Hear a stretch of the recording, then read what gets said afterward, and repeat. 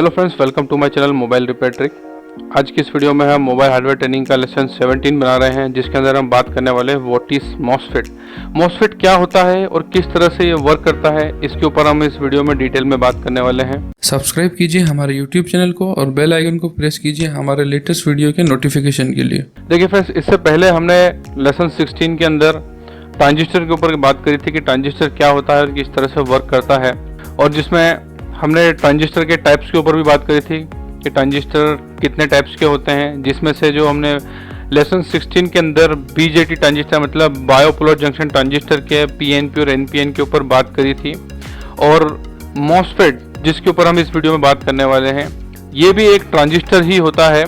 और जैसा कि आप देख सकते हैं यहाँ पर ट्रांजिस्टर दो टाइप्स के हैं, तो उसमें से जो एफईटी होता है मतलब फील्ड इफेक्ट ट्रांजिस्टर जो होता है उसका ही एक पार्ट होता है मॉसफेट। देखिए जेएफईटी और मॉसफेट भी ऑलमोस्ट सेम ही, वैसे तो देखिए बीजेटी और एफईटी ट्रांजिस्टर ये सभी एक जैसे ही होते हैं, लेकिन इसमें थोड़ा सा वोल्टेज और करंट का डिफरेंस होता है, और इस वीडियो में हम इसलिए मॉसफेट को कवर करने वाले। पिछली वीडियो में हमने आपको बताया था कि ट्रांजिस्टर के इस वीडियो में वैसे तो ऑलमोस्ट आपका 90% कवर हो जाएगा, लेकिन एक मॉसफेट है जो कि एक थोड़ा सा इससे डिफरेंट टाइप होता है, तो उस वजह से हम इसलिए मॉसफेट को अलग से कवर कर रहे हैं। सबसे पहले हम बात करते हैं इसका फुल फॉर्म कि मॉसफेट का पूरा नाम क्या होता है। देखिए मॉसफेट का पूरा नाम होता है metal oxide semiconductor field effect transistor.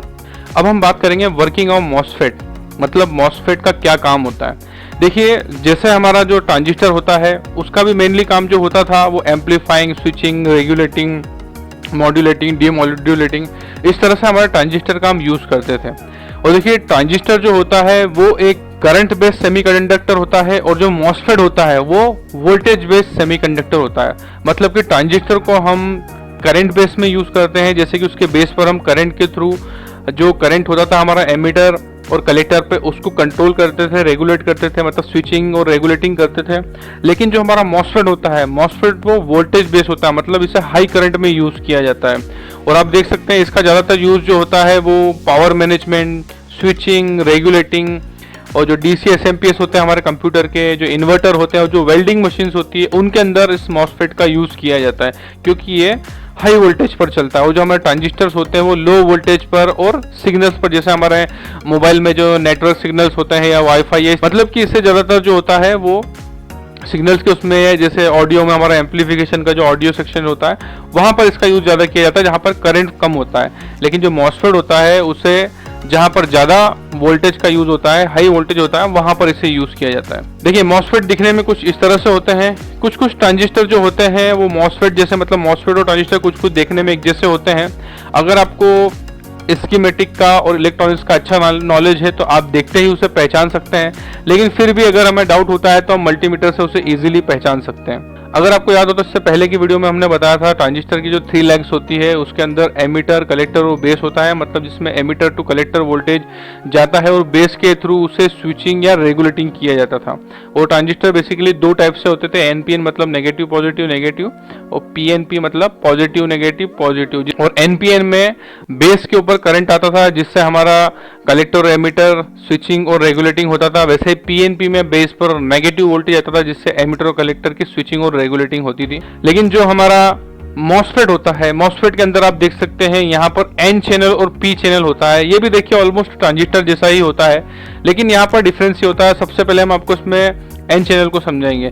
देखिए इसमें क्या होता है कि आप देख सकते हैं इस डायग्राम के अंदर, देखिए स्कीमेटिक में भी आपको इस तरह से ही देखने को मिलेगा, और इसका डिनोटिंग लेटर भी स्कीमेटिक के अंदर Q ही होता है जो हमारा ट्रांजिस्टर का होता है। बस इसमें डिफरेंस जो होता है इसका स्कीमेटिक में साइन चेंज हो जाता है। आप देख सकते हैं जैसे हमारे ट्रांजिस्टर के अंदर सेंटर में बेस होता था, यहाँ पर गेट होता है जिसे G से डिफाइन किया जाता है। और इसके अंदर जो हमारा कलेक्टर और एमीटर होता था, यहाँ पे ड्रेन और सोर्स होता है। ड्रेन के लिए D को यूज किया जाता है, सोर्स के लिए S को यूज किया जाता है। अब देखिए यहाँ पर आप देख सकते हैं इसके अंदर भी डायोड का साइन है। जैसे हमारे ट्रांजिस्टर के अंदर आता है वैसे ही इसके अंदर भी डायोड का साइन आता है। इसमें जो एन चैनल होता है उसमें ड्रेन के साइड पे हमारा डायोड का कैथोड साइड होता है, और सोर्स के साइड इसका होता है मतलब ड्रेन के थ्रू मतलब पॉजिटिव आउट होता है। वैसे ही अगर आप पी चैनल में देखेंगे तो पी चैनल में सोर्स पर हमारा डायोड का कैथोड होता है और ड्रेन पर इसका एनोड होता है।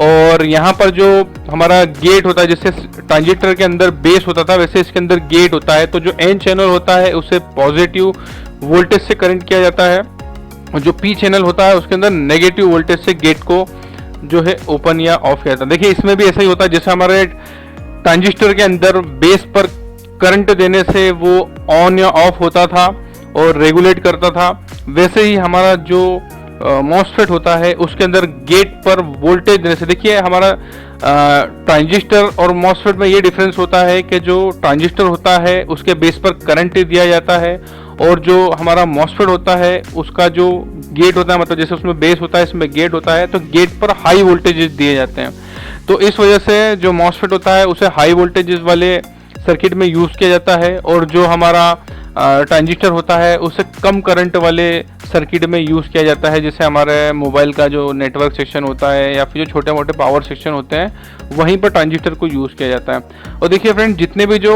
हाई वोल्टेज के इलेक्ट्रॉनिक्स के प्रोडक्ट्स होते हैं जैसे वेल्डिंग मशीन, इन्वर्टर, कंप्यूटर के DC SMPS जो होते हैं, मतलब इलेक्ट्रॉनिक्स के ऐसे प्रोडक्ट जिसके अंदर हाई वोल्टेज का पावर मैनेजमेंट करना होता है, वहां पर मॉसफेट का यूज किया जाता है। और देखिए जो हमारा मॉसफेट होता है उसका भी काम करने का तरीका सेम टू सेम बिल्कुल हमारे ट्रांजिस्टर जैसा ही होता है, बस डिफरेंस इतना होता है कि जो हमारे ट्रांजिस्टर होते हैं वो कम करंट पर चलता है और जो हमारा मॉसफेट होता है वो हाई वोल्टेज पे चलता है। जैसा कि आप देख सकते हैं यहाँ पर ट्रांजिस्टर ऑन हो गया है बेस पे करंट देने से, वैसे ही हमारे मॉसफेट के अंदर उसका जो गेट होता है, वैसे तो देखिए ट्रांजिस्टर में इसे बेस कहा जाता है, वैसे ही हमारा जो मॉसफेट होता है मॉसफेट के अंदर इसे गेट कहा जाता है, लेकिन इनका वर्किंग ऑलमोस्ट सेम ही होता है। बस डिफरेंस इतना होता है कि जो हमारा ट्रांजिस्टर होता है वो करंट बेस सेमीकंडक्टर होता है जो कि कम करंट में यूज किया जाता है और जो हमारा मॉसफेट होता है वो वोल्टेज बेस सेमीकंडक्टर होता है, इस वजह से उसे हाई वोल्टेज वाले इलेक्ट्रॉनिक्स के प्रोडक्ट्स में यूज किया जाता है। मॉसफेट को जब भी किसी ऐसी जगह पर लगाया जाता है जहां पर